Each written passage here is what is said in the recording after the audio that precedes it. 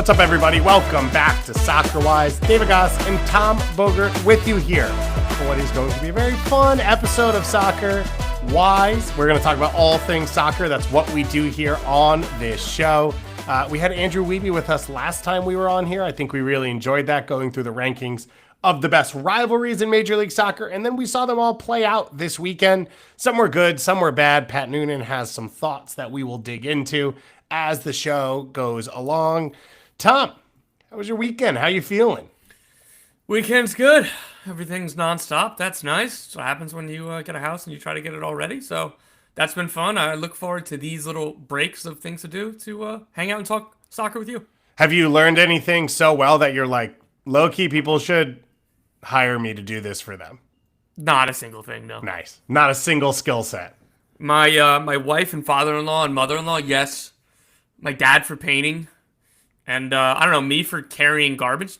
I don't know. I do a lot of grunt. You have piano players and you have piano carriers. Yeah. I'm the piano carrier. It is also a massive profession to pick up garbage and throw it away. So I'm in waste management, you know. Yeah, obviously the New Jersey's true cultural professions: contractor and waste management. Don't lean into tropes, Tom. Be better than that.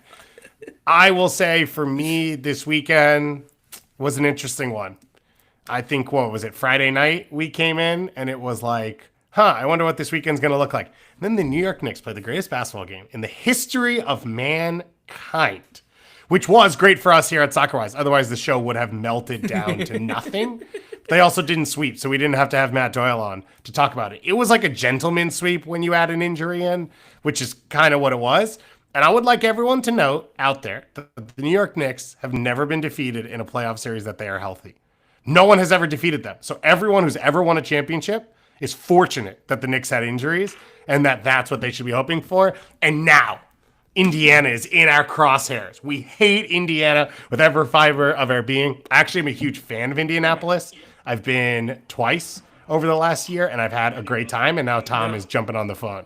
Because, hey, Doyle, we're on live Soccer-Wise right now with Goss. The basketball came up. Was wondering if you had any thoughts for the people about Game 6. I don't know. I figured I should open the floor to you and talking about the Knicks beating the Celtics. Congratulations to you guys. I know this is like probably the biggest moment of your lives. Yes. So He's got 2 more weeks. He's got 2 more weeks to say it. For you guys that you got to experience it. It only took 4 Celtic starters. Oh, Sam Hauser. Yeah. For you guys to get past this, but hey, this is breaks of the game. You know, like sometimes you need. I thought he was gonna hang up. Yeah, me too. Yeah. Okay. Thanks for answering. Appreciate it. Go Knicks. You know, it's been quiet for Doyle, so I'm glad he was able to get a little bit in. I look forward to his trolling at extents we have never seen before, when now his team is completely unassociated and unconnected. But don't worry. Here at Soccer Wise, we've got our eye on the ball. We stay focused, and we continue moving forward into our MLS and all things soccer conversations that we like to have, with obviously the mentions on the side. Shout out to everyone in the chat with us live who's enjoying this. Someone said best sports day ever. NYCFC win. Crystal Palace winning the FA Cup. I assume this person, Noah, is a Crystal Palace fan. The Mets beat the Yankees on Saturday as well. Obviously, that's a divider, so we're not going to bring that one up. Then proceeded to lose the series, so congratulations there. And the New York Liberty raised the banner because there's only one basketball city in the entire world, and that is New York, the heart of it all, the heartbeat of it all. We've got a lot to talk about on this show. US Open Cup, round of 16 comes back this week, so we're going to talk about that. We've got some news that you've helped break around the soccer world, including transfer windows. We've got a little bit of Gold Cup talk, not fully. We've got 60-person rosters, not full rosters, that we will touch on as well. And we are going to dig into what we saw this weekend. And if you are watching live or listening via podcast and you looked at the title, we are going to talk about St. Louis. We had a huge St. Louis conversation in the Discord this weekend coming into Monday. There were some reports and rumors around St. Louis as well, front office decisions. So we're going to dive into this on this show. If you don't already, subscribe to the Discord. It can get you into those convos. It is, I think, the best place to sort of talk about soccer in North America, anywhere, whether you're talking Canada, women's national team, men's national team, leagues, cups, anything in between.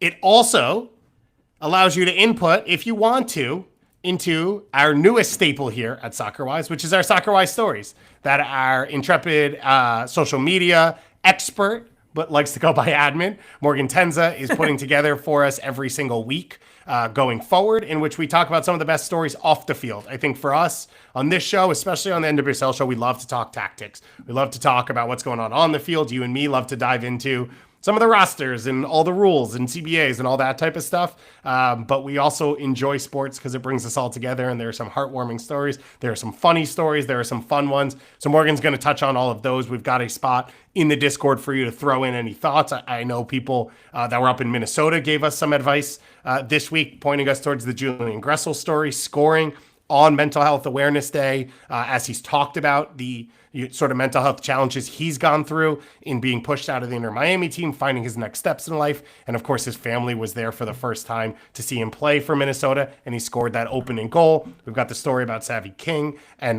Bay FC and Angel City supporting her as well. So you can get involved in that via the Discord. If not, make sure to follow us, SoccerWise HQ, anywhere on your social medias, especially Blue Sky and Instagram, where we're extremely active, and you can engage with those as well and enjoy them. Tom, in all of that, let's bring us back down, baby, to start our takeouts of the weekend. We're going to start with a Pat Noonan quote, and I think Ben Wright put this one out for us. I did not watch the post-game press conference myself, but Casual. yeah, obviously. Pat Noonan was asked, I believe, about the short turnaround going into Rivalry Week. I touched on this yesterday, didn't have the full quote, so here it is. Pat Noonan starts with, "Thanks for teeing me up." So you know it's going to be good. It's already locked and loaded, baby. The bat is swinging Gary Sheffield style, ready to get through the zone. He says, it makes no sense. And that's the result tonight, and how we performed has nothing to do with that. We could have been so much better. But if you're going to look at the schedule and say, these are the most important games on the calendar, what are we doing that on the back end of a 3-game week with all these rivalry matches? It's not just FC Cincinnati versus Columbus. Guys gave everything, but you'd like to have it on a full week where maybe it's even more intense. But also the buildup, how we talk about it over the course of a week. This was such a quick turnaround that we couldn't talk about Columbus until Thursday. Nobody was talking about this game until we finished our Toronto game. So yeah, I think it took away a little bit of the steam of and the excitement and the buildup for it. Everybody that was playing in a rivalry match tonight. But that's something that I think should be pretty straightforward as far as all the big matches. Whatever we think are key matches over the course of the year, let's make sure everybody's fresh and there's the right buildup to these matches. So that's my take on it. And again, they were better than us. So it didn't affect them clearly. Maybe it affected us, but that's my thought. Pooh. That it is asinine to me that these games, were after a midweek round of MLS. I save space for schedule making. Seems extraordinarily hard, but this should have been one of the very first things you build the schedule around. What is the most marquee matchups, particularly at this time of year? There aren't as many games of consequence as you would like at this stage of the season. So, what was this? The 14th match week? You have enough time where the season isn't fresh anymore, but you are still so far away from the playoffs that you can't be like, oh my God, must-win game, or oh, this could be a potential playoff preview, all this kind of stuff. And here we are. They're playing. They played Toronto on Wednesday, and then, like Noonan said, both in terms of the player freshness, the preparation, and the buildup. Like, I think it's important that he noted that because he's a head coach. It's not something that really comes through his purview, but it is an important part of building the league and growing the league and focusing on these marquee matchups. And it's extremely disappointing. I talked to several people around the league about this during the week. It was like, this is stupid. I'm trying to pull up a direct quote from a coach I was speaking to. And was scheduling at its finest. Like, let's put this game at the end of this long week with teams having 2 days to prepare. I think that sounds great, obviously being sarcastic. Like, it's not just Noonan, and I'm glad Noonan put his voice to it on the record. But Yeah. Again, it is the easiest thing to sit here and complain about things without knowing how it goes. Like this is such an easy layup win that I don't understand how this was the reality. Yeah. It's one of the big things that came out of this weekend was a ton of 0-0 games, low-scoring games. I think that's where you see a little bit the lack of pop. And I think to Pat Noonan's point in this quote, which is sort of what I touched on yesterday in the weekend recap, which I do every week that you can grab early on Mondays sort of get the highlights, the high points, he's not talking about on the field.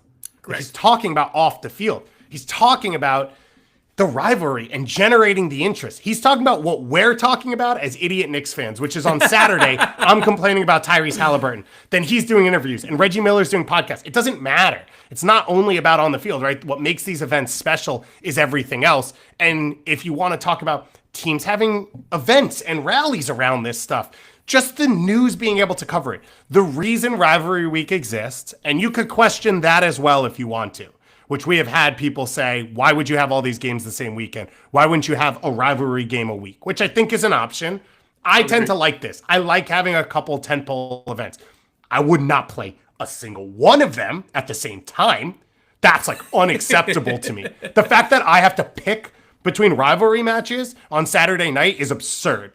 Mm-hmm. But if you're going to move from that, give the time to build it up. Let Columbus local news and Cincinnati local news hear about stories and cover them. And let people start to generate interest.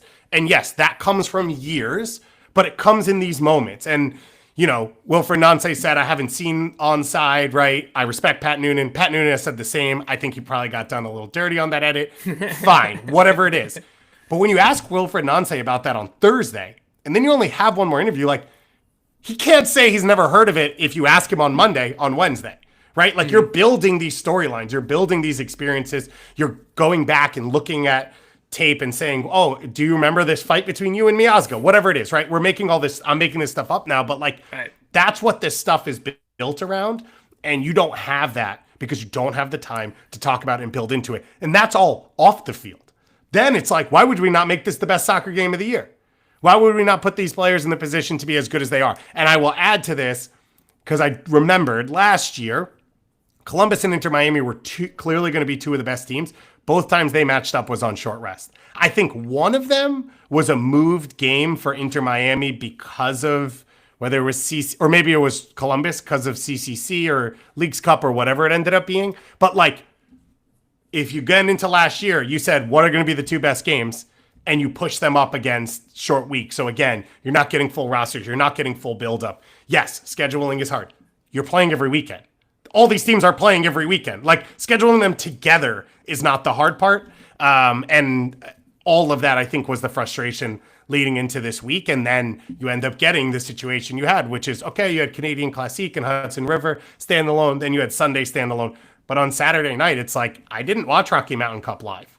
I didn't even tune in I didn't see the Jack McGlynn goal until the end of the night in the Texas Derby because I'm watching Cascadia live. And you have Hell is Real going on at the same time as all these other games. Philly goes to Atlanta and wins. Chicago blows out Charlotte on the road. You're not paying attention to that because you should be paying attention to the biggest game. We had a bunch of people in the Discord talking about, should it be a full week? I don't mind that. It has happened in the past where it's like weird for sure, but like you get a Tuesday night game, you get a Wednesday night, Thursday night, Friday night. You could stretch that however you want, and that makes it a little bit more awkward. But I don't mind having the game spread out at least through a Friday night, and then you get a little bit more standalone windows.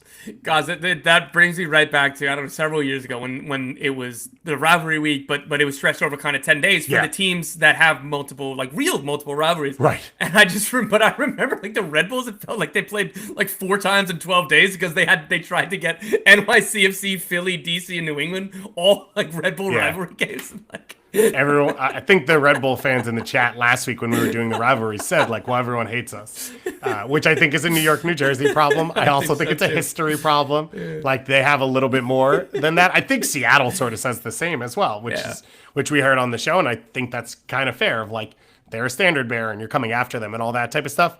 But it was definitely a letdown. I think Cincinnati, in their own right, as Pat says, like, their performance wasn't super high level in this game. I said to you last week, I don't think it's been there over the course of the season.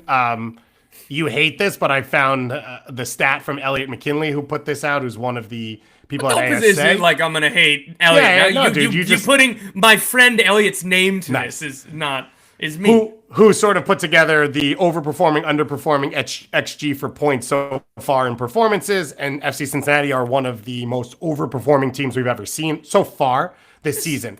The thing with Cincinnati, which we have talked about, is I think the bones are there and the quality is there. The performance has not fully been there, and I think you saw that again in this Columbus game of like different styles. Fine, they're not going to have possession. They're not going to have possession at Columbus, but they were not dangerous in the entire second half.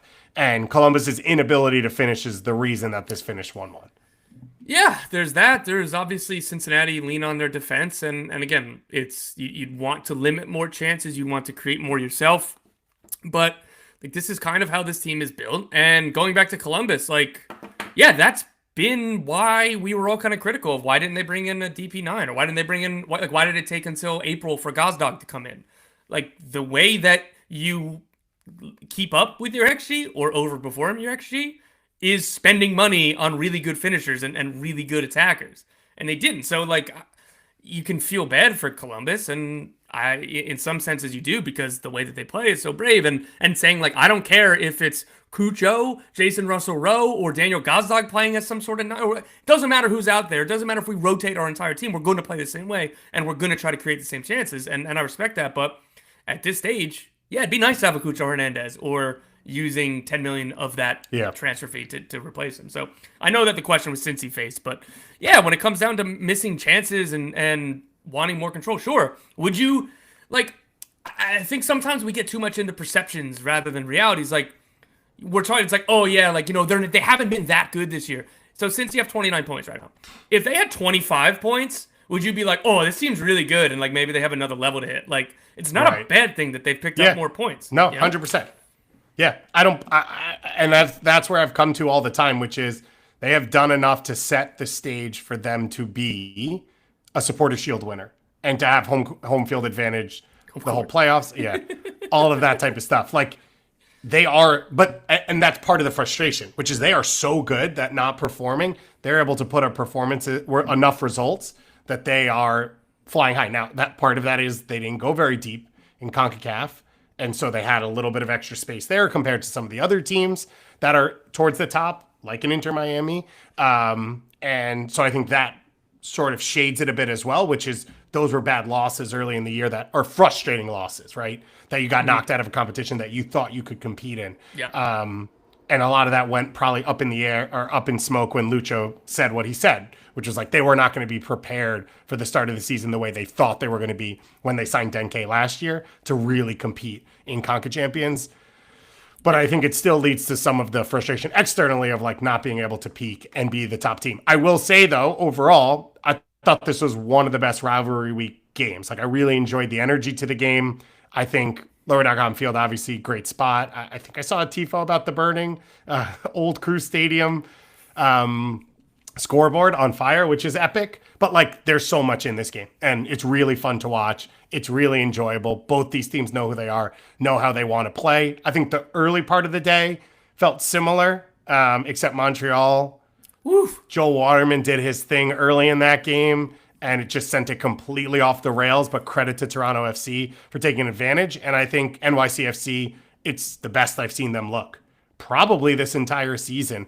It is exciting for them to do that. It's huge to do that with some of the injuries they've had. I thought Julian Fernandez looked really, really good, which is promising. Alonso Martinez putting the ball in the back of the net is huge for them as well. So good, man. And he's missed chances that he doesn't miss. And so I think a lot of the chance creation's there. I will say, though, this is one of my takeouts as we get into it. They are a bit Maxi Moralez merchants of like, they signed this guy 9 years ago. He is a human marvel to do what he's doing at 38.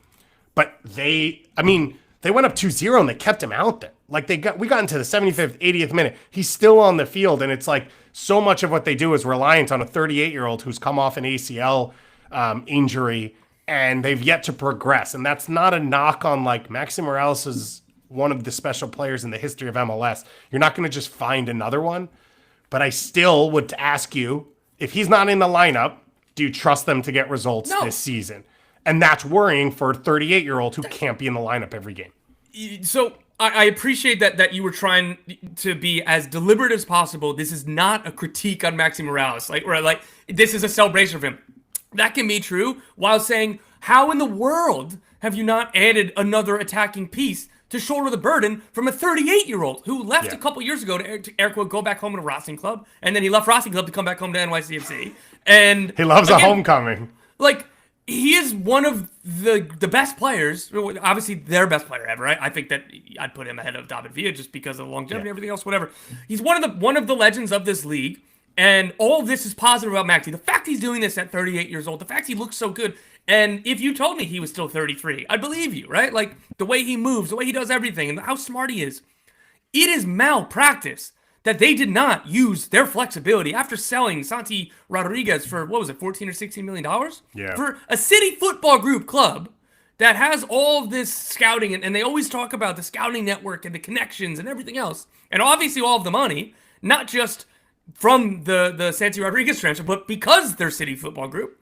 It is malpractice that this team did not sign an attacking DP. For, again, I know Pascal Jansen, you don't want to block Julian Fernandez and Augustin Ojeda, and that's kind of been an issue in the past, or, more so Nick Cushing not really trusting those players. You had to go out and get a DP attacker that kind of in the Santi Rodriguez mold where he can play on the wing or he can play as a 10, because Hannes Wolf is not that dude. He's a good complementary player. That is not what they needed this one. They needed one more special guy, and they just didn't do it. And like you said, if 38-year-old Maxi Moralez, who has started every single game, if he is not starting, I do not believe they're going to win. Yeah. And it is a tough spot to be in right now under a new coach trying to reset things. We have the David Lee questions in the chat right now. We got to dig into St. Louis for a chunk of this show, so maybe NYCFC will be a different show. I took us in the wrong direction to start. You were going to start as positive. Why don't you get us there? Orlando City are very good.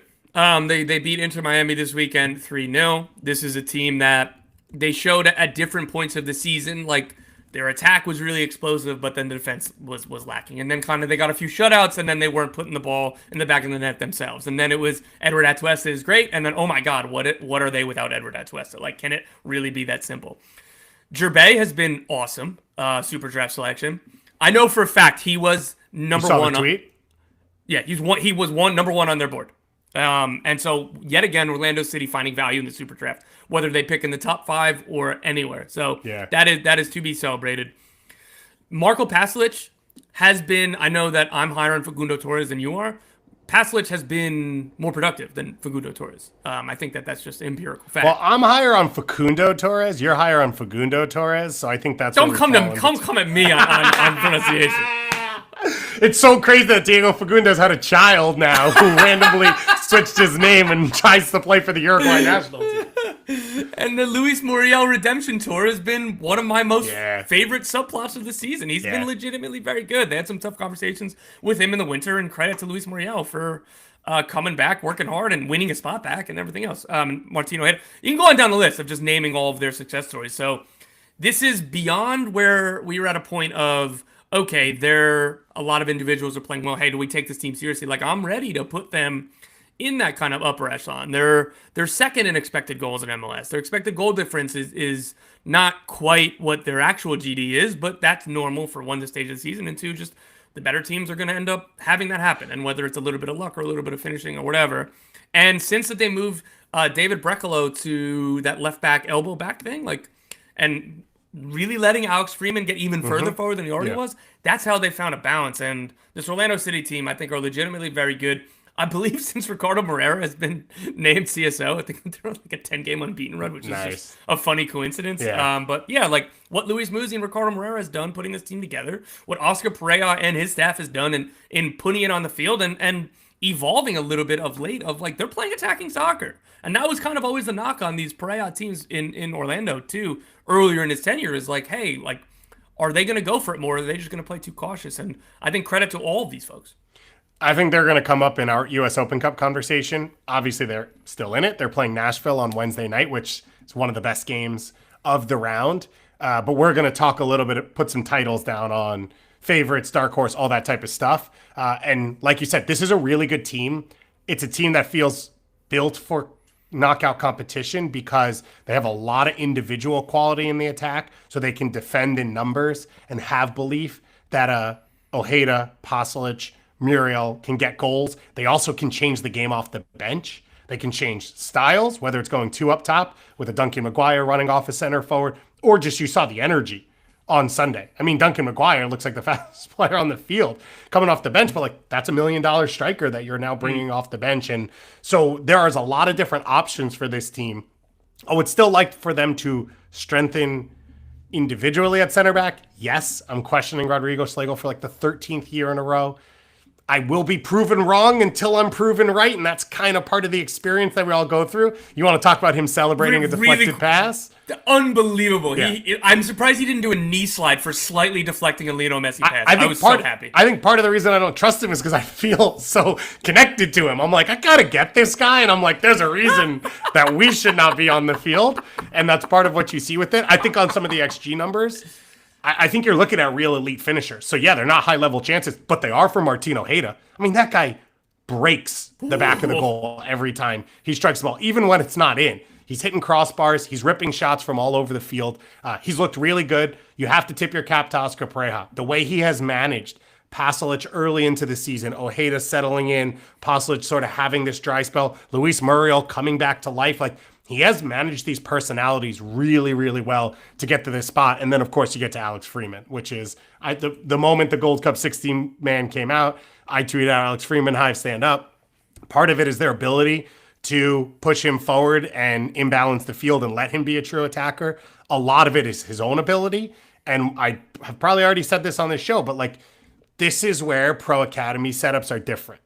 Alex Freeman would be a center forward if he played in 1994. He would be the best player on his team, and they would play him at that position. And that's okay. There's like learning experience from that. And there are great players. I do think players should be moved around slightly, learn different roles, responsibilities. But like, this guy can be a world-class right back, and he is now an expert at being a right back as a young player, and he can start to build on that and grow on that. And you see when he comes inside sometimes, like sometimes as the ball rotates, he'll float in, he'll pick up the ball. Like, he's comfortable. He is not he's not worried when there are players 360 around him, but he is a game changer coming down the wing, coming off the wing, and it gives Pasalic room to move.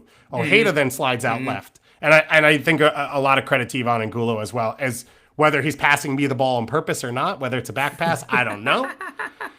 It clearly was not, but he has performed really, really well at that left back spot. Big El Clasico del Sol win. It is, as I said yesterday, the largest home league loss in Messi's career out of 313 games. It means something, although Minnesota thought they were setting records last week as well, so maybe these are records that are going to continue to get broken, but it's got to feel good for Orlando fans to like put your rival down when they're at their worst. Were they elegant in triumph?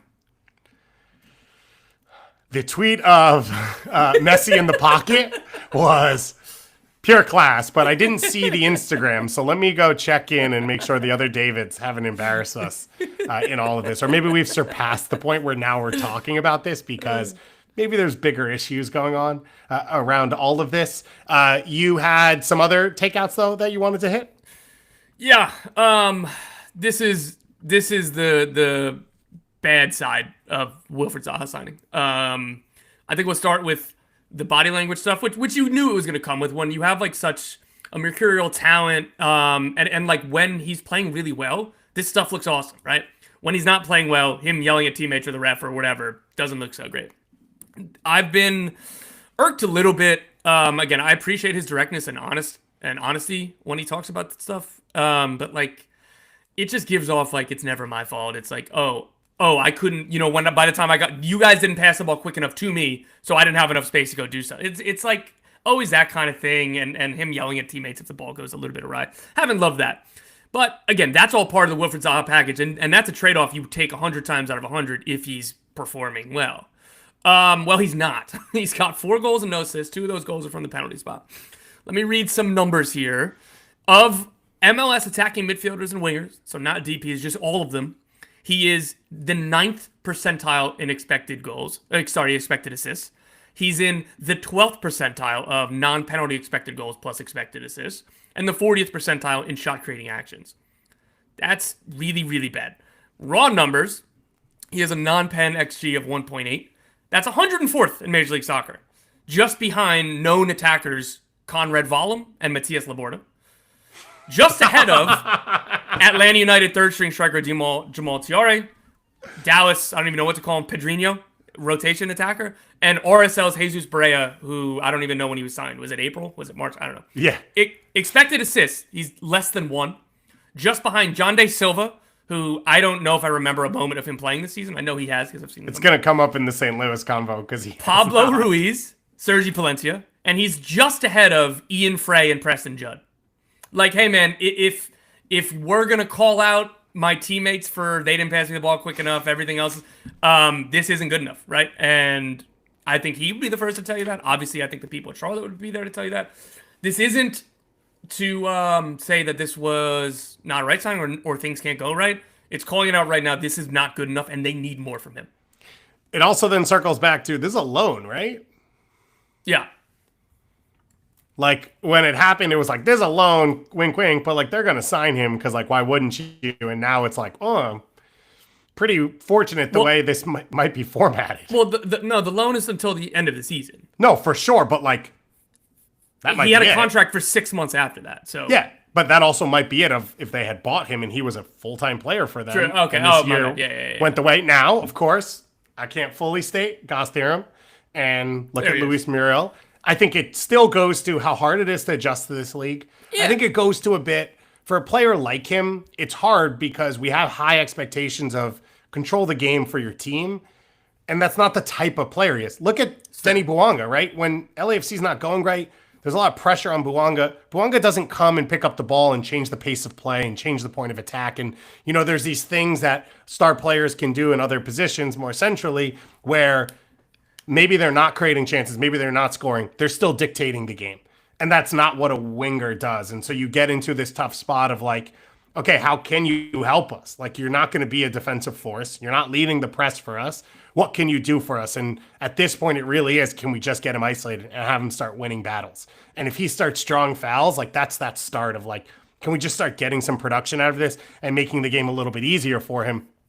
And in saying that, this team has gotten huge performances from Pep Biel to keep them elevated. Like the non-DP playing formerly of a DP contract, playing on a TAM contract, has been the DP for this team and has kept them towards the top of the East. It's hurt Patrick Aubameyang, like his game. This is the worst year he's had so far on the pro level. And I think in trying to adjust... Huh? Are we going to blame Zaha for that? No, I wouldn't fully blame him. I think it's part of the integration has been bad. So you're not getting the same type of service that you've gotten in the past. What, from Kerwin Vargas? From Aubameyang? I think there's a level for Aubameyang of not being able to predict what's coming.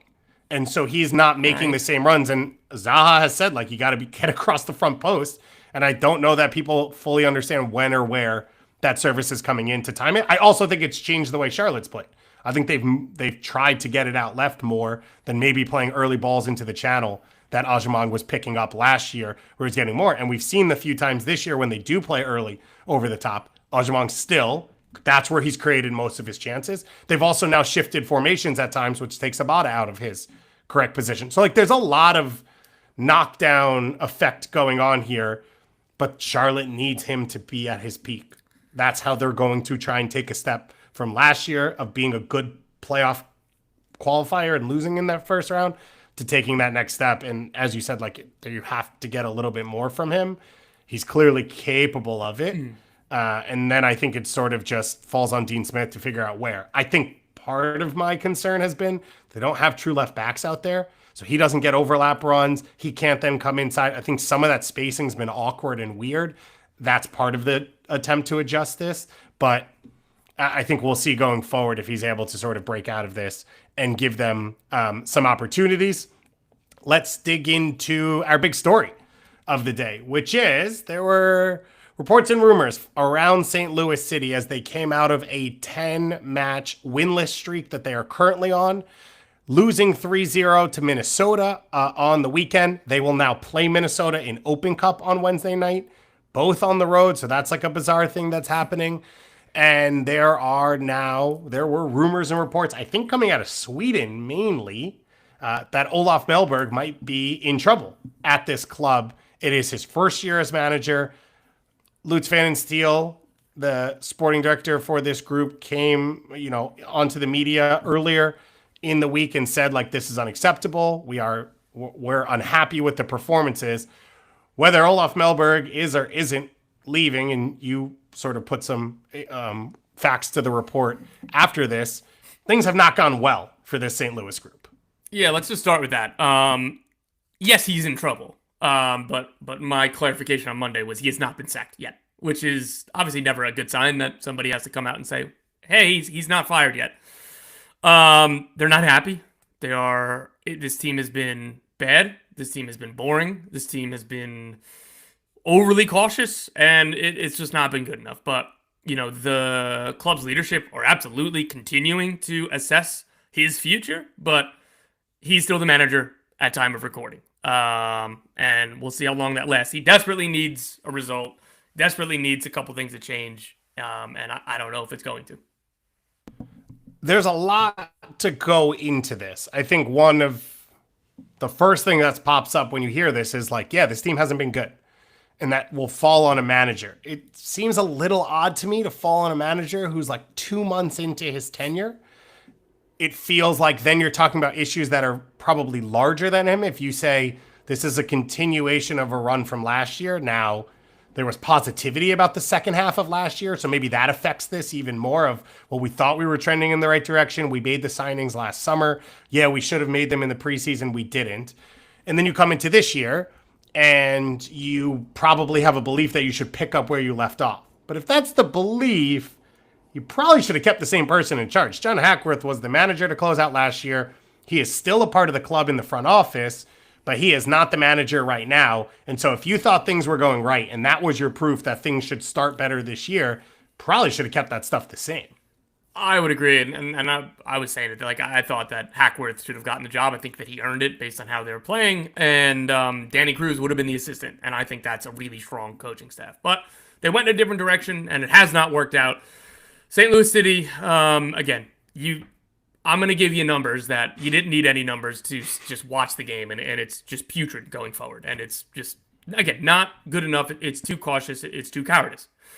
They are 28th in MLS in possession, dead last in field tilt. Field tilt is essentially how your percentage of passes and touches in the opposing third. So I think it's a more advanced stat than just possession because, teams like LAFC or Philly, they can control the game without having the ball, and that's modern soccer. So they're 30th in field tilt. They are 26th in direct attacks, which if you're defending deep and you don't have the ball, you have to be going in transition. You have to be going quicker, or you're just sitting and defending the whole game. They're in the bottom 10 in shots conceded. They're a mid-table in shots in general. They are, just I could keep reading numbers guys. I think that you had the, final third entries, touches in the attacking third. They're last in that, and these are things that intrinsically you can feel with the eye test, but just confirming it with the raw data. They're basically bottom 5 in any possession or attacking numbers, and defensively they're bottom 10, which when you mix those two, put you in the bottom 5 of the Western Conference. There's not one thing they can hang their hat on so far this season. There's not one thing where it's like you have teams in the past where you say, this team struggles because people know their game plan. They want to pump balls into the box. Everything's direct. Okay, fine. At least you have a thing. They don't have any of that so far. And it is frustrating, I think, because there's been in and out in the lineup for 2 reasons. So the first is injuries. And injuries you have to talk about with this group because as much as everyone has injuries, I looked through it and I just said based off what we had as our projected starting lineup, you have Joachim Nielsen, who now this is the 3rd year being unavailable. To be fair. Well, this is part of where it's like not all of this is surprise, right, but it is all factors. So Joachim Nielsen has been unavailable for most of this year. Thomas Teutland as well. Chris Durkin's been injured. Roman Berkey's been injured, as has Timo Baumgartler. Now I got to deal with all the German names and everything. So you've missed like a ton of your spine for health reasons and unavailability, which is a big part of things. But then you've got guys like João Klaus who are available, who are in and out of the lineup because you don't know what you want to do and you don't know what you're leaning on. Edward Leuven, I should have added there, is the biggest one that's been unavailable. That kind of knew he would be unavailable. And so that's been really hard for the team to deal with. But also you get into roster building issues with some of this. So some of this, as I said, is injuries. Others is coaching of, yeah, I don't know if João Klaus is performing well enough, so he's in and out of the team, rather than, no, we have underlying belief in numbers saying that this is what we want to do. And even if it's not coming off every game, we're still going to continue to push it and continue to like go down this road, which I think makes life easier for players. And so right now it's total chaos. And I think to me, where you land on the manager stuff, and as I heard the rumors come out, is like, I'm not sure you could blame all of this on him. And I think that would be a quick scapegoat move. And I don't know that the club's any better off if that's what they did. I share your assessment of, no, this is not one person. Like the scapegoat, yeah, it's true. I think that it's easy to just turn back and look at what Hackworth did with this team last year. And look what we thought this, like we're talking about like people being unavailable, and that's totally fair. Marcel Hardo has started every game. He's got 2 goal contributions. And part of that's on him, but like he just doesn't get many opportunities because, I don't know, dude, how many times have we made jokes that like, oh, are they starting 5 center backs, 2 defensive midfielders, and a left back? Like, I don't know what he's exactly supposed to do. And like, again, the long pass share of this, like the team sometimes hits the ball, or like more so than others because they don't have the ball a lot. They're hitting it more direct. So like, yeah, I just think that the way that if you're going to play boring, you have to be competent, if not very good. Because like, look at what Gary Smith in Nashville. Gary Smith was an excellent head coach in terms of getting results for that club. What he did in those first 4 seasons, while it maybe wasn't the most fun to watch, except for when Hani Mukhtar was killing dudes, he was super successful. The first year he wasn't, he was gone. Because if you are boring and cautious and not winning, you're going to get the hook. And I think that this team, at the very least, should be interesting. And they've been bad. And I think all of that is on the head coach. While, like, again, I share your sympathies of, not all of the signings have hit, and there's been some injury. It's not all his fault. But enough of it that is his fault that, like, I usually give a lot of time to head coaches and stuff. This has been, I don't know. I just don't see it getting better. And this is all then in the context of you've let Bradley Carnell go last year early, and he is now being extremely successful in Philadelphia. And I think that adds some pressure. It's been mentioned, I know, from fans in our Discord about this, saying like, oh yeah, in context, this looks really bad because now you have trouble blaming Carnell for what happened last year. Now you start to look at things big picture. And as we've said, it got better under Hackworth. They played at a playoff rate. So I guess you could argue that the bones of a playoff team are there, but I struggle to find Henry Kessler is making over $1 million. Like, you dumped an expiring contract in Tim Parker for a guy who is not a difference maker for you, and there's a reason the Revs were trying to get off that contract. I think there's a couple of those examples on this team. I think then you also go and look at the context of, let's take this weekend, for example. You lose to Minnesota. Minnesota goes out there and they're getting performances out of Carlos Harvey and Will Trapp and Tani Oluwaseyi. So guys who have either been in this league that they watched and brought in, or then using other parts of the ability to build a roster in MLS, where it feels like this St. Louis team is heavily international. And you've brought players in, some that have found their way in the league, some that haven't. There's a wider range of hit rate there.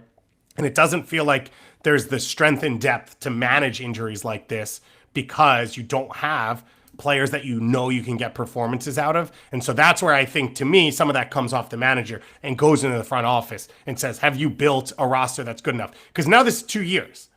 So whether it's Olaf Melberg's fault or not, one, you hired him.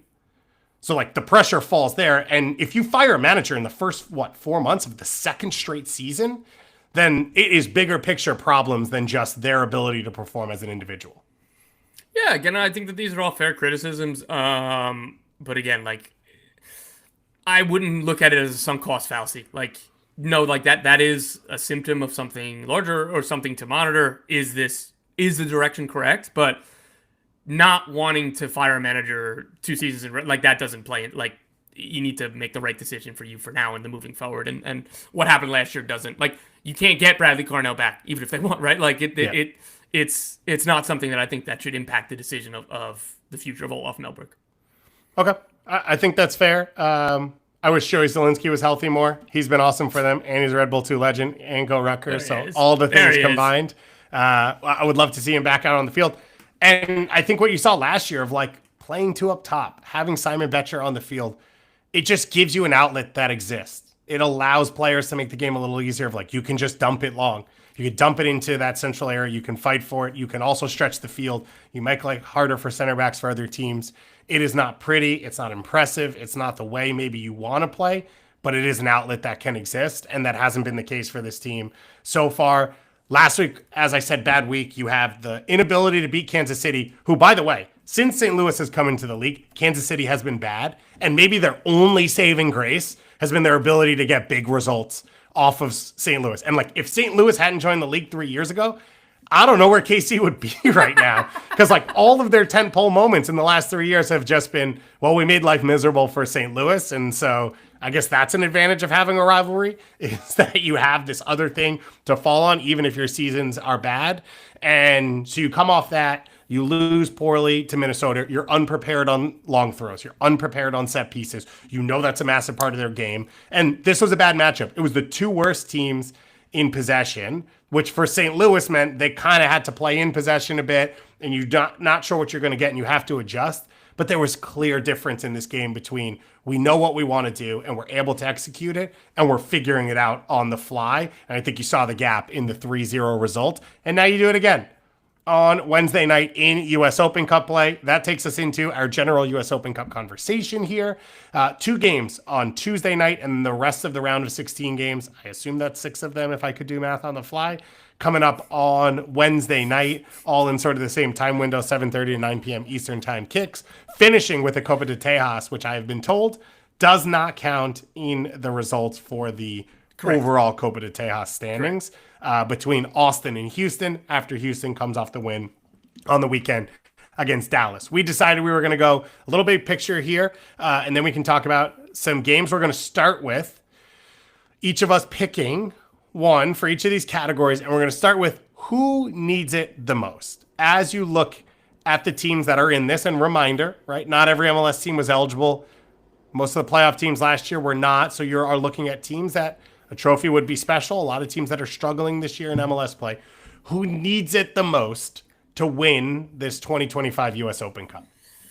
I came down to 2 teams, so I'm curious if the one I don't pick happens to be who you pick. But I've landed on DC United. I think that they could use a cup run. I think that they could use any one-off competition, anything to get this team more momentum and more things going. Troy Lizane, it seemed like he was going to be one of the first managers changed this season. He stabilized the team a little bit. And I'll tell you, man, like a U.S. Open Cup run certainly wouldn't hurt. And again, I know Benteke is hurt right now, but if they were to advance and for him to be able to be in this run, you're always going to have kind of a chance. And I think that'd be a fun storyline. But again, for DC, a team that has struggled and has been pretty mediocre or worse over the last few years. So, touching distance of a trophy, which would be if you go 2 more rounds, if you get to the semifinal here, that would be, I think, very good for them. I think that they could really, really use it. I think that's the logical answer of like, this is a club that's not going to win MLS Cup, and this is a real shot. I'm going to want to hear who your other one is. I say Austin. That was my other one, yeah. Yeah, they spent whatever it was, $30 million in the offseason on the attack. They are struggling in league play. It doesn't all fit together very obviously.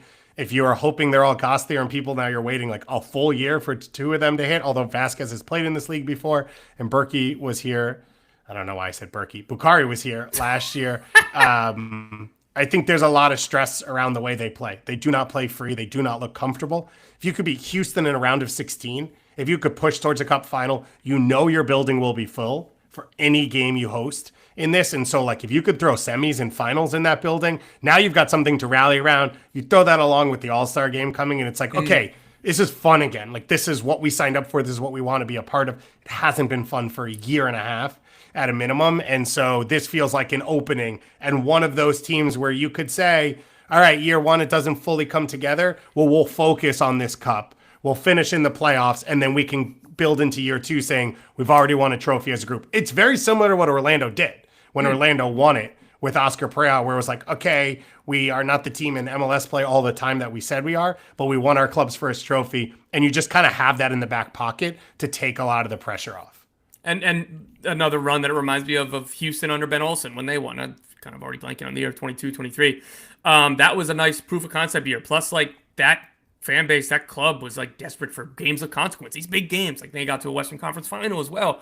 And lifting up a trophy, like, again, the stupid thing or the obvious thing that I hope that people know, all 16 of these teams should be desperate to win a trophy. It's a trophy, man. Like, though, that hardware stays forever. But so Austin are playing Houston, and I think that's going to be fun. And, like, again, if Houston were to beat Austin, the rivalry, everything else, Houston trying to get back, win this competition again or go deep in this competition again. So, again, obviously all 16 teams here should be feeling the same way. But I think Austin is a really good shout. Goss, for the favorites, I think you're going to pick who is widely viewed as a favorite. So I'm going to let you go first. I will say Orlando. Is that the correct answer? I think that. I mean, I'm curious to see what the chat has to say, and particularly neutral observers rather than either Orlando fans or, like, let's say a Philadelphia fan or whatever. Or Minnesota. I think Minnesota is the other obvious one right now. Okay, well, so that's who I was going to say, Minnesota for me. So you go first with Orlando. I think Orlando, as I said in the convo about Orlando, which is why I knew they'd come up again later, is that I think they're a cup team. Like, they have the experience in these moments. I think Gallese, I say this about Max Crepeau all the time as well. I think they're big game players. Like, the consistency is maybe not there every week, but you know they're going to show up. They're going to have match-winning plays. Schlegel as well locks in for those big moments. And then the ability to two goalkeepers off the bat? To use their depth and their attack. Like, to get far in this competition, you're going to have to mix and match a little. They went to Tampa and Gustavo Carballo came off the bench as a young player and gave them 2 goals. Like, not every team can do that. And so they are set up, I think, very clearly to do this. I think the energy and excitement that was created by winning this will mean the club, as they get further along, will be like, all right, let's focus here. Let's sort of put our eggs in this basket because we know what it can mean for us and we know what it can mean for our market.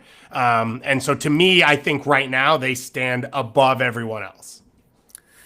Yeah, I think that's fair. And so I think we should mention Philly in this. I think those would be the top 3. And like, you could lay out an argument for any of these 3 and I'd be completely good with it. So for me, I went Minnesota because I just think that this team is really good. And I think in a tournament setting, how excellent they are defensively and how excellent they are in set pieces has an outsized role than, say, a regular season where over 34 games, those things, if they don't even out completely, there are tendencies, but it isn't like, oh man, they just got 2 goals on a long throw. How do you win a game against somebody who just got 2 goals off of a long throw? And then they're really difficult to beat defensively. I hate long throws.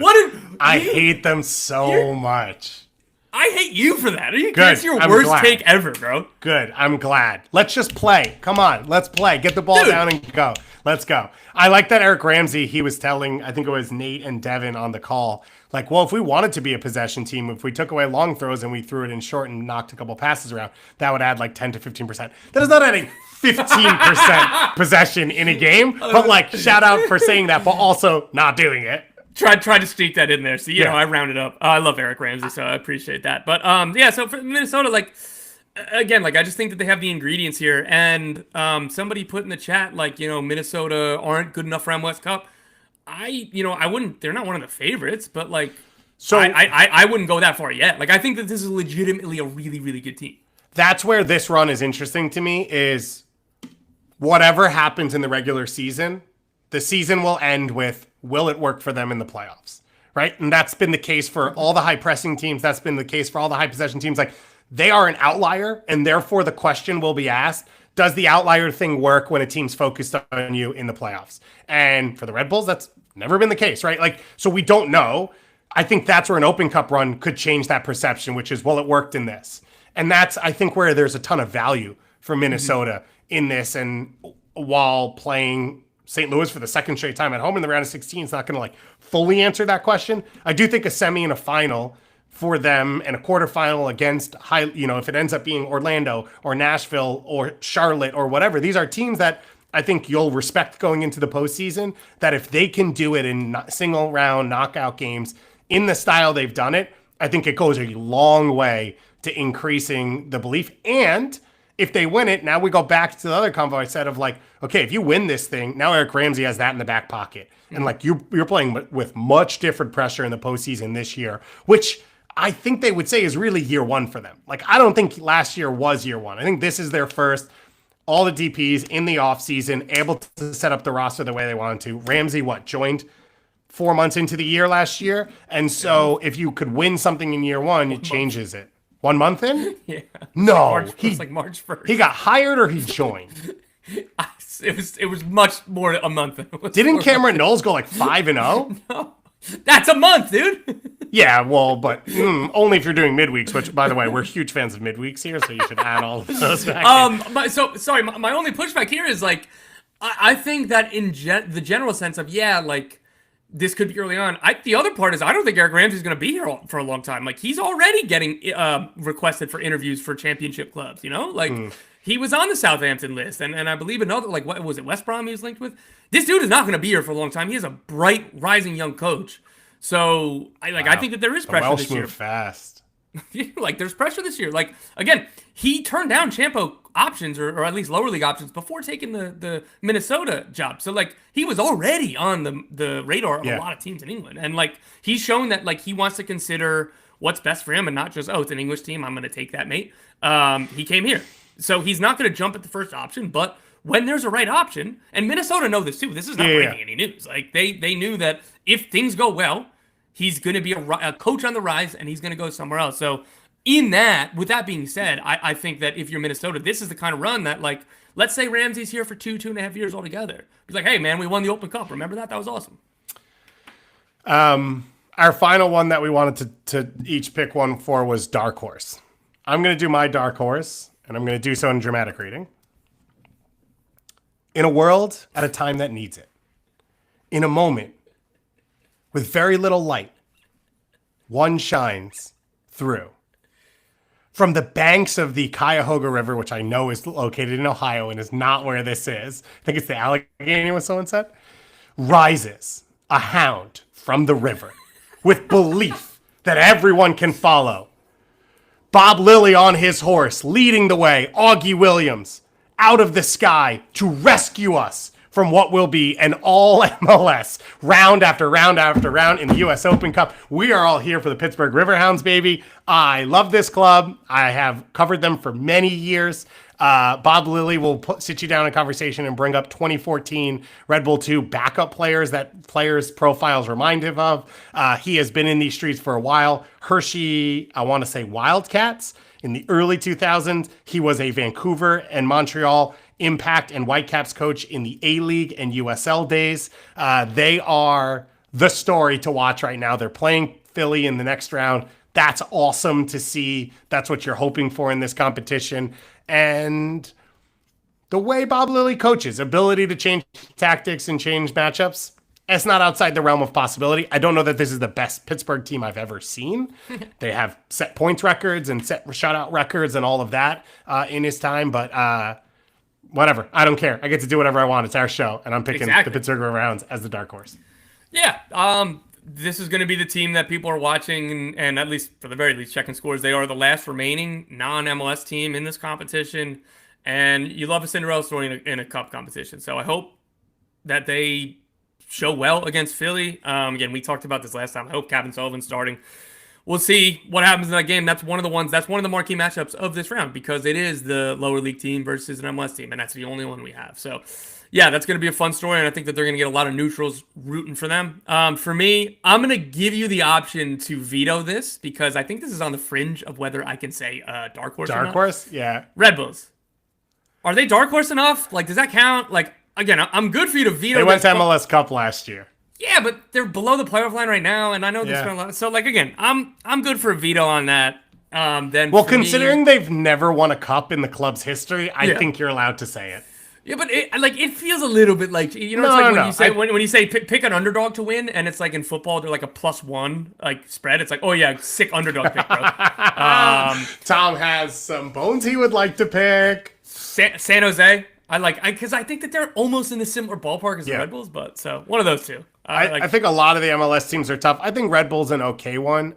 Dallas at home this round is like, you would say, a favorable matchup. I mean, You would say that. Being at home from a team that has to travel a little bit more in what is like now a more regionalized setup. But if you're saying from basically pure, like, is this fair to be a dark horse? I don't think Nashville's a fair one. I don't think Orlando is. I don't think Minnesota is. Well, Nashville's playing at Orlando. No, I'm just saying, but if you said, oh, Nashville's a dark horse to win this whole thing, they're a top 4 team in the East right now, right? True. I think it's hard with the MLS teams to say who is quote unquote a dark horse. The fact that the Red Bulls haven't won a trophy or like a cup in 28 years, 27 years, whatever the math is at this point, 29 years. How long has this league been around? It's longer than it has to be, maybe sometimes. I think that allows you to put them in that territory. Curious what other people think as well. Allegheny, Monongahela, and the Ohio River. Man, there's no chance I get any of that right, and there's no chance I just pronounced any of it. Yeah, the Ohio one I might have gotten close on, but that's fine, dude. Cuyahoga has my heart, and that's where I always stand, and that's where I always stand. Let's hit a couple other topics before we get out of here. You finally were able to fully report the news that there will be a special transfer window coming for the Club World Cup MLS participant teams before the Club World Cup kicks off on June 15th here in sunny, beautiful Miami. June 14th, no? June 14th? Wow, I should probably fix my calendar then. Yeah, you're right. I think so. Anyway, so FIFA granted all the federations that have participating clubs in this tournament to have a little special transfer window before the Club World Cup. Should federations, accept it. So it wasn't a guarantee, and it was like FIFA saying, hey, you're allowed to do this, you don't have to, but giving you the option. So for a team like Real Madrid, who just signed Huijsen from Bournemouth, they get to register him for this tournament. And that was kind of the point. Well, MLS is in the middle of the season, so it's a little bit thornier for them. And also MLS has 2 federations, the Canadian and US Soccer. And so start with the news. There's just so many different strands that this could go. US Soccer authorized that if the league wants to do it, they can do it. So FIFA said you can do it. US Soccer said, and it comes to MLS. MLS has taken them up on that, and they will grant it for the 2 or 3 teams that are in the Club World Cup. Miami and Seattle are in. LAFC have a play-in game against Club America. Whichever participants are there, whether it's the 2 or the 3, they will be able to sign players June 1st to June 10th. Like, the Premier League, okay, this Bundesliga, and elsewhere, and obviously La Liga. So that aligns. What's difficult for MLS is, and to say, it has to be aligned with roster rules. So you can't just sign whoever you want for the Club World Cup or whatever, right? But these players, if they're signed, are allowed to play in MLS games before the secondary transfer window opens, which is July 24th. So that is potentially a big advantage if these teams are able to find the room to bring in a key signing or at least a rotational sign, anything, right? The reason why it's only the participating clubs, this is how it was described to me per sources at the league, is that because the Canadian so transfer windows have to do with registration. Yeah. To make a player eligible to play. Because there are no Canadian clubs in the Club World Cup, Canadian Federation were not able to have a special window. So, which is a FIFA rule. Correct. Yeah. If MLS, their 2 decisions were, no, the 2 or 3 teams in the Club World Cup cannot use it. Or the 27 American MLS clubs can, and the 3 Canadian clubs can't. So they felt they were at a lose-lose proposition and decided to, instead of just singling out the 3 Canadian clubs, we're just going to give the bonus to the 2 or 3 American clubs that are in the Club World Cup. And that has come with a lot of criticism of, oh my God, of course Miami are getting an extra transfer window. My pushback again is that they don't have a DP spot open. Unless that there's, the Jordi Alba contract is something that exceptional. But they have flexibility to add a guy or 2, but it'll be maybe a starting level player, but maybe a rotational level player. Same thing. I don't know about LAFC, if Fenerbahce recalled Cengiz Under before this window started. That would be the big one. then they'd be able to sign a DP. And Seattle, I was just shocked that they found money to find on the salary cap to sign Ryan Kent. Like, I was celebrating them for that. Like, well done to the front office. Yeah. If they're able to find more money for more, like, good, all the power to them. All that is to say is this might just be being upset about something that doesn't really impact. But again, like, we reserve the right to see if there's a couple players signed between June 1st and June 10th, and then if they get an extra 5 games before the transfer window opens in the summer, like, that's a big thing. I think being upset about it is fair. I think the logic around it makes sense, and the Canadian side of things is hard. I think it would feel more unfair if every MLS team that wasn't in the Club World Cup could sign players, and the 3 Canadian ones couldn't. Agree. But you've done nothing for it. One of the frustrations, which I do think is fair from people, is I think Seattle have earned this. Seattle won the CONCACAF Champions League. They're the only team to have done it. They went to a Club World Cup with one hand behind their back because MLS changed no rules. Now they've qualified for this one. I could understand some frustration, which is it doesn't feel maybe like some of the other teams have earned the opportunity in the same way, and therefore they're being given an advantage without really being the ones that should have. But you don't have the option to give it to Seattle and not give it to Miami, and whatever's happening with LAFC is like a whole nother monster. I will tell you this. If LAFC loses to Club America, I need an LAFC like Club World Cup celebration t-shirt that they were going to give out. Also, they have 2 weeks to plan out this trip. I assume there are hotels and training grounds set up for them, but like this is a wild situation that is classic and would happen. But so I can understand the frustration there. And as you said, it's 5 or 6 MLS games. I would assume some of those games move if the teams go further, because it's right up against it where if you look at it, so Seattle play, this is absurd to say, Seattle play Paris Saint-Germain on June 23rd. Then they play Austin on June 28th. Inter Miami has the same setup. They play Palmeiras on June 23rd. They play Atlanta on June 28th. So my guess would be if you win, if you get out of the group, at least one of those games goes away. Now it's 4 MLS games instead of 5. So I don't know if that makes you feel any better. But like MLS doesn't do enough to award teams for being good. This is the conversation we've had around the LA Galaxy all year. And it is one of the issues in CONCACAF champion stuff. It is one of the issues now we will see in the Club World Cup. So I don't mind trying to use these rules that exist to help them. But of course it's done last minute, so the teams can't plan around it. Hence, you don't have DP spots open. You don't have the availability. Like, maybe LAFC would have structured Under's loan differently, although they wouldn't even known they were in this, so maybe not. Secondly, you have all the roster construction, so like you can't do a ton with this. And of course, it happens in the middle of the season at the last moment with no planning. And I think that leads to a lot of frustration from people. And I think it's fair, but like it's just the reality of what it is. And I, as someone who wants the sport to grow in this region, would rather this exist than not, because I think it puts potentially the best product on the field for the Club World Cup for these teams to be on display. Although I think like none of the Seattle games are TV broadcast here, so that's a whole nother monster. TNT put it out, but all of them obviously available via stream. After this, let's talk a little Gold Cup. We have a 60-player roster, which means kind of nothing to us. It is a giant list of names. Dudes just naming dudes at this point. Is there anyone that you'd like to talk about? I said it.